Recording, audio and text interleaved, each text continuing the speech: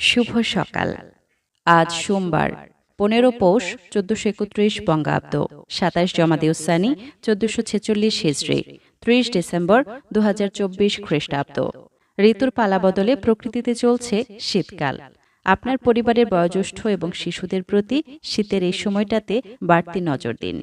আজ ৩০ ডিসেম্বর ১৬০০ খ্রিস্টাব্দের আজকের এই দিনে ব্রিটেনের রানী এলিজাবেথ ইস্ট ইন্ডিয়া কোম্পানিকে ব্যবসায়ী প্রতিষ্ঠান হিসেবে অনুমোদন দেন।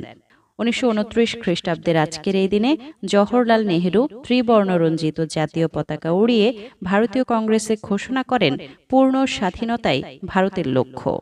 ১৯৪৮ খ্রিস্টাব্দের আজকের এই দিনে কার্জন হলে পূর্ব পাকিস্তান সাহিত্য সম্মেলন অনুষ্ঠিত হয়। এতে জ্ঞান তাপস ড মোহাম্মদ শহীদুল্লাহ বাংলা ভাষার পক্ষে তথ্যপূর্ণ হৃদয়স্পর্শী ভাষণ প্রদান করেন।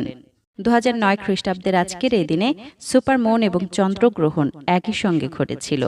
১৯১১ খ্রিস্টাব্দের আজকের এই দিনে চিকিৎসা বিজ্ঞানী ও মানব হিতৈষী ড মোহাম্মদ ইব্রাহিম জন্মগ্রহণ করেন।